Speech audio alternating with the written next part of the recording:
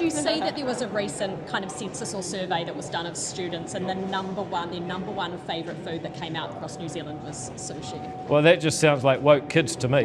Just kidding. Can I ask you, there are renewed calls, as there often are, for universal dental care. What's exposition on the topic? Anyone that still wants that policy should go to the UK and check out people's teeth. Seriously, as soon as you say that we're going to have government dental care, the government might pay, but the government also decides how much you get, how long you wait, and how good it is. And the answer from the United Kingdom, which has this policy, is it's not very good, and neither are your teeth. You know, it's interesting, the old left knew that the pathway out of poverty was an education.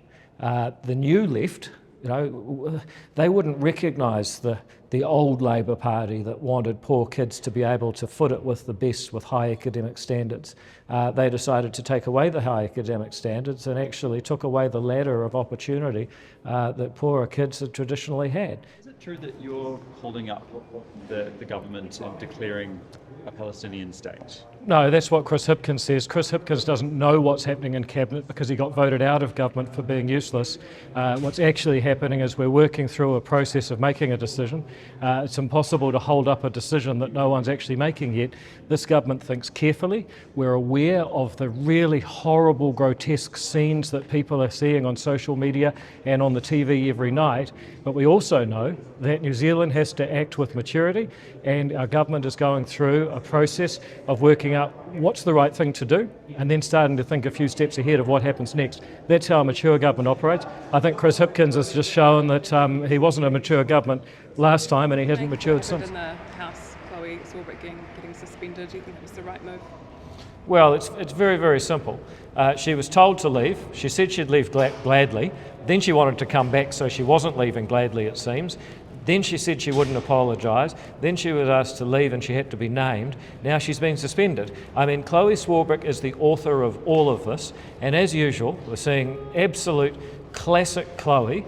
Lots of theatrics, lots of self-declared moral supremacy, but no achievement out of it. I think it's important to just go back to what the purpose of this place is. The people out there who pay the bills through their taxes send people like me to speak on their behalf. Now, if we who are sent here spend our whole time trying to discredit the character and motivations of other citizens' representatives, we're not going to get through much business, and that's why this does actually matter. It's about whether we are playing the person or the ball. The fact is, if you can't follow the rules in your own workplace, how are you supposed to advocate for a rules-based international order? And the thing about extremists all over the world is they believe they are so right, no one else's rules apply to them. Well, actually, in many ways, Chloe Swarbrick's as bad as the people she's criticising. Is she an extremist?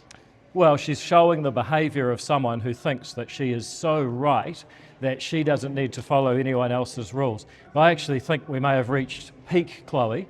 You've got maximum moral virtue signalling, maximum theatrics, and as usual, zero actual achievements. What's your take on the teacher strike today? Do you reckon any, I suppose, punishments should happen for that? Well, the thing about going on strike is you don't get paid, so that's the obvious punishment. I just wish these teachers would do their strike on one of their teacher-only days so they could make their point without inconveniencing children's learning or their parents. We value teachers, that's why they've had 14% pay rises in the last 3 years. Most New Zealanders who are paying the taxes for it have had nothing like that. They've also got additional funding to help with teacher aides, and yet these guys get one offer, couple of days of negotiation, and they're off. I'm not sure that that's being a team player. What's driving the improved attendance data at schools, do you think? Look, a few things. Frankly, it's partly just a change in attitude. We had a couple of years of saying, stay home, save lives. Subtext, education's not really that important. Now we have a government that gets up every day and says, going to school is the most important thing you can do for your future, because getting knowledge from school is important, and the number one determinant of how much knowledge you will get from school is how often you're actually there. At the start of next year, every school by law will have an attendance action plan, be rolling out the STAR, the Stepped Attendance Response Scheme, so we're going to have a strategy for every child at every level of attendance. If they're over 90, that's fine. If they're 80 to 90, that's a problem. If they're 70 to 80, that's a bigger problem. Well, the Reserve Bank is saying there are suggestions for further cuts, essentially saying if inflation remains under control, that could well be the case. What do you make of that?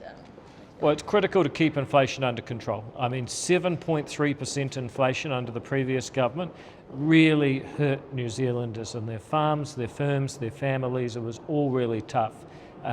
Inflation's now back below 3%, where we want it to be. Now it's about the interest rate relief, so people actually have some more cash to take on prices that are still high when they go shopping or whatever they're trying to do. Sawmill and closure near Nelson. What does that tell you about the economic picture, and is the government going to be providing any help? Look, it tells us that for too long we've said no to too many things.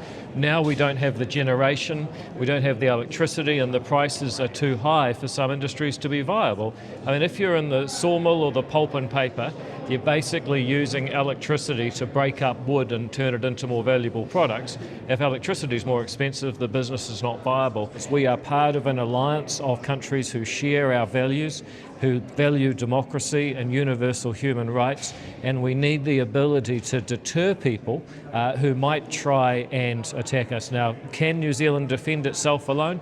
No, it can't. Can we defend ourselves in an ANZAC alliance? Maybe. Can we defend ourselves as a wider democratic alliance? Definitely, but we have to play our part. So it's about deterrence rather than actually going out and killing things. Well, of course, one of the deterrents to people who would attack us is that if they attack us, we might kill them. That's how wars work, unfortunately. I'd rather not have one, but that's how they work.